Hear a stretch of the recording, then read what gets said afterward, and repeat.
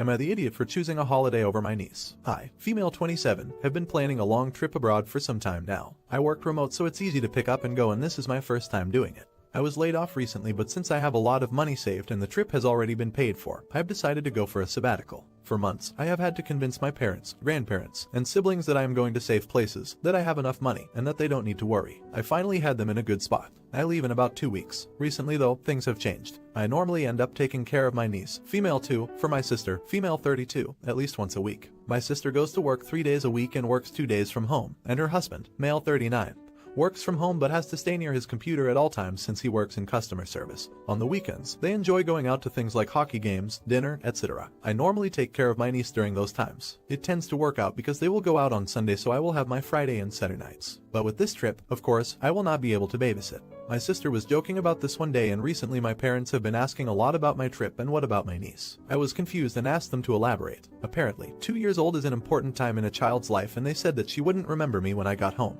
They want me to shorten my non-refundable trip and come home earlier so I don't miss out on any milestones. I told them that I couldn't, and that was final. Now they have been amping up the guilt. They have also gotten my grandparents involved. The only support I have is my brother, male 30, who also never sees my niece except for special occasions. They are also bringing up my recent layoff and my financial state. I don't want to brag, but for a 27-year-old, I have a high enough savings account that I could live for a year and never work. I've been laid off a lot, so savings was a priority. I could still travel and do everything I want. I have no loans, no current apartment now, and have all the big things paid for. But despite knowing I am fine, they are starting to scare me and guilt trip me into staying. Tonight it all blew over. My sister called me in a hole in front of my family since I won't be able to babysit. What is she supposed to do on the weekends? I yelled at her and told her to finally hire a babysitter. My parents are on her side and told me that you should help out more. I yelled at all of them that it was not my responsibility to parent the child. They could live for a few weeks without their free babysitter. I then left. My brother texted me later that they are still angry and disagreed with my choice to continue my trip. Am I the idiot for choosing my trip over my niece? Edit. A lot of people have asked. I will be gone for just under 4 months. I will be traveling around Europe with a short trip to visit a friend in South Korea and coming home. I suppose that would be more than just a few weeks, lol. But not the point. Update. I wanted to answer a few questions. 1. Yes, I have a year's worth of savings. This means that I can pay for rent and other expenses for up to 1 year without a job. 2. I plan on continuing to look for a new position and take interviews when I can.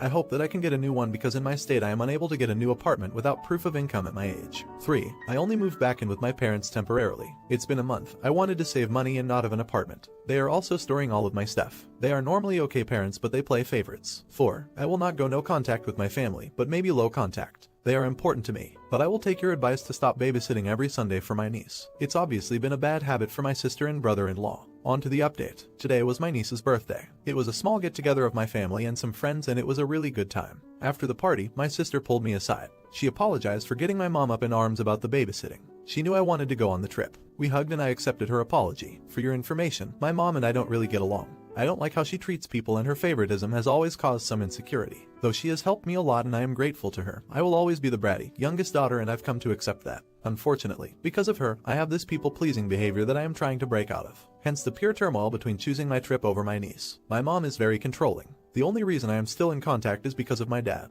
He's my best friend. I would hate to leave him behind. He understands my problems with my mom. He hasn't tried to fix much. He doesn't know how, but he listens and takes my feelings into account. It means the world to me. When my mom heard my sister complain, she decided it was going to be a good way to keep me home. She told the family about how a little girl shouldn't be traveling alone. She's mentioned the Natalie Holloway case, and that set a lot of people off. She watches a lot of Lifetime and Dateline. It's why everyone started hounding me in the first place. Then she added on my lack of a job and my other responsibilities, babysitting, so that everyone would agree that I shouldn't go. Now the big update is that I did choose my trip. In fact, I'm planning to extend. Maybe I'll travel more around Asia or go to Australia since I will be over there. TBD. But I wanted to thank everyone for the advice and the good wishes. You all have made me feel so much more confident about this trip. Thanks again, not the idiot. I'm so glad you went and that you are enjoying yourself. Their reasons for stopping you are dumb. A weekly day from child rearing is more than what most people get. Your sister was out of line, especially since your parents or others could help. Happy she apologized and realized how ridiculous she was being. Is she selfish to abandon her niece? Let me know in the comments. Now, am I the idiot for scaring my wife into being responsible? My wife, female 30, and I, male 35.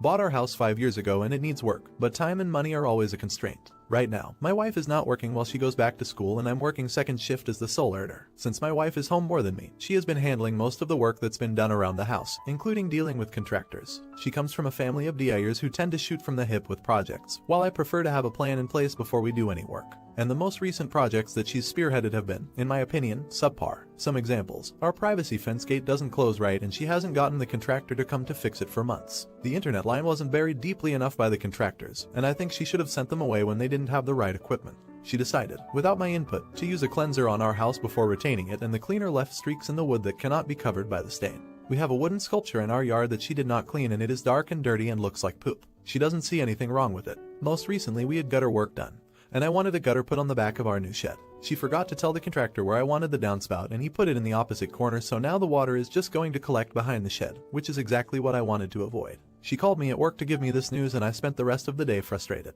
When I got home, I asked what we were going to do about this, and she said something about fixing it ourselves. I told her that it would never be right if we fixed it ourselves, that I already paid for the work to be done right the first time, and we're just pissing away money and time with needing to redo all these projects that she's been half-assing. I asked if she even cared about the quality of work that is being done on the house, and said that maybe she shouldn't be involved with any more projects on the house unless communication improves. She just sat in silence and slept on the couch without speaking to me. This morning, I asked if she was going to talk to me, and she said I don't know. I was exasperated and asked if she could just tell me what was wrong, and she replied, I'm scared of you. She told me she wished I had approached the issue by looking for a solution, and I told her that she just doesn't want to be accountable for her actions. She said she just wants us to be partners. I could be the idiot for how I went about telling her about my feelings, but I feel like there's no way for me to give her negative feedback without her freaking out. Am I the idiot for telling my wife that she needs to be accountable for her actions? Update: I posted about 5 months ago about an argument my wife and I had, and I was determined to be the idiot. Original post here. Recently someone commented on that post asking if my wife has left me yet, so I decided to update. A lot of people recognized that the way I spoke with my wife was full of frustration and anger, which was unproductive, but even more than that, it was scary to my wife.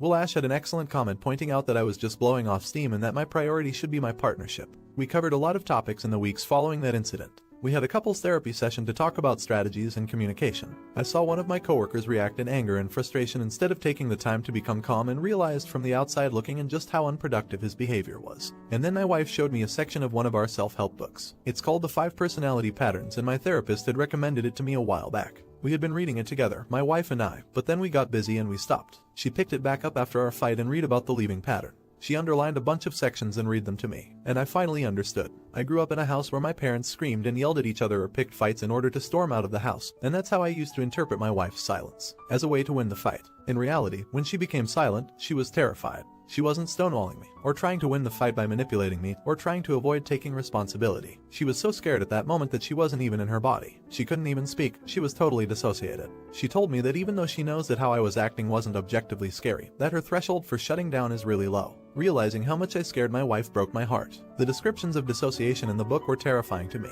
My wife is the sweetest person. I love her so much, and I never want her to experience what she experienced that day ever again. It changed my perspective completely. Ever since my realization, our relationship is better than ever. We laugh and tease each other playfully. We have worked on projects together. We've talked about chores and money. We've even had a couple of fights and resolved them quickly and lovingly. Our communication is better because we trust each other. My wife told me that she has never felt safer or more loved now. I won't say I'm glad the fight happened, but what I realized because of it has been a turning point in our marriage for the better. Not the idiot. I guess I'm the only person who didn't think Opus was the idiot before. It's frustrating to work on a large project with someone who doesn't actually care about the finished result as long as it's done. How many unfinished projects is Opus supposed to look at every day before blowing up after multiple attempts of going behind her to finish her starts? Would you have stuck around after your partner scared you? Let me know in the comments. Now, am I the idiot calling my girlfriend selfish for refusing to learn sign language for my daughter? My daughter Ruby was born mute. She can understand words, but we use sign language to communicate. While she can use her phone or write, obviously she prefers to sign. The issue is my girlfriend, Amanda. We've been dating for around 9 months, and introduced our children around 3 months ago. They don't know sign language, so communication with Ruby was awkward at first. She hates having to write or use her phone at home.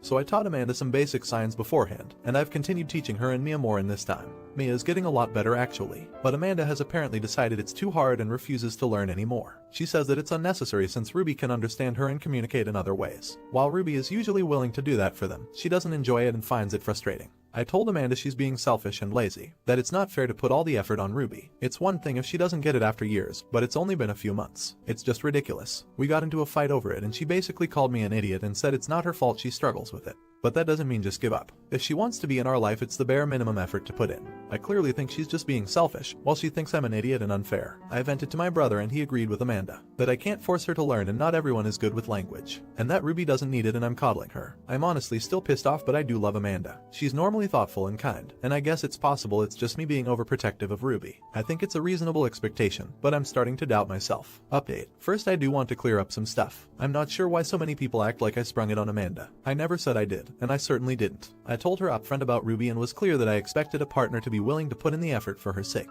Also, I never criticized Amanda for not being fluent. I had no expectation it would be easy or quick. Hell, I struggled at first. I've never insulted her or had issues with her progress. My only issue was that she refused to try anymore. While my words were immature, it was only after she basically said it wasn't worth learning sign language that I got upset and said it. I find the idea that it's too soon honestly strange. Wouldn't it be worse for us to be engaged or married before I know if she's willing to put in the effort for my daughter? I don't expect perfection, just for her to try. I understand that Ruby needs to be able to communicate in other ways. She has to go to school, but that doesn't mean she should be forced to stay at home. Besides all this, I did consider our relationship serious. I love Amanda. With that aside, I think it's mostly been resolved. Amanda came over and apologized for how she acted. She explained that she had been trying to hide how much she was struggling, and got frustrated seeing how quickly Mia was getting it while she understood nothing. Basically, Amanda was seeing how quickly and effortlessly I was getting close to Mia, and was feeling like she was useless with her lack of progress, especially knowing how important it was to me. We had a long talk about it. I apologized for my immature reaction and explained that it was always non-negotiable for me, and I brought up that if it would make her miserable and resentful, it may be better to separate.